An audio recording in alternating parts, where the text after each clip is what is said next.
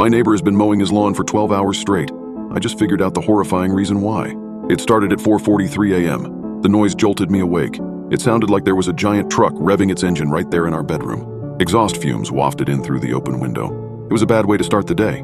It was even worse than when I saw the neighbor getting it down with his own sibling. Anyways, that's a story for another day. What is that? Moaned my wife. We'd both slept poorly, because our daughter had crawled into our bed at 1 a.m. and kept kicking us in the face until we were both half hanging off the bed while she snored away. Start of the apocalypse, I groaned. Go back to sleep. No way can I sleep through that racket, said Vanessa.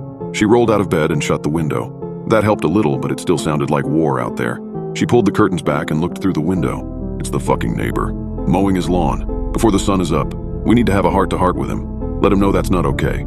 Keegan, our daughter, woke up crying. Guess that's that, I muttered, getting out of bed myself. I'll go talk to him after some coffee. Bring me some too, said Vanessa.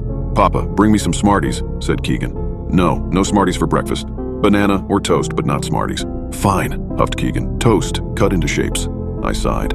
This was really the last thing I wanted to be doing at 4:45 on a Saturday morning. Making coffee and cutting toast into animal shapes instead of drooling in my sleep and dreaming of a gentler world.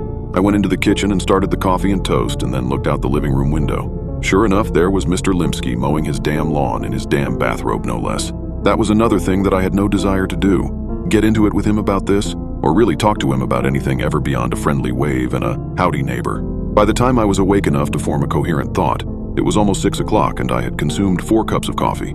Mr. Limsky was still at it, which was strange because his yard isn't very big at all.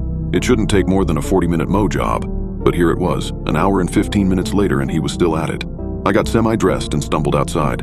I walked across my own yard, which I noted needed mowing itself. Maybe I'll tell him that if he mows my lawn and promises to never start so early again, I'll let it go. But I knew that I wouldn't do that. I was a coward.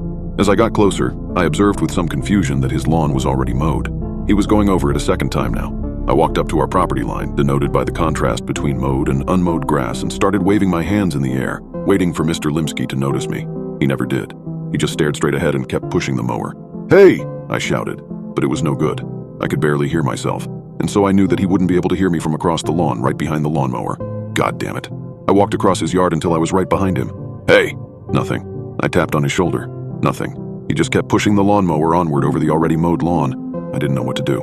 I'll catch him after he finishes, I guess. He's in the zone.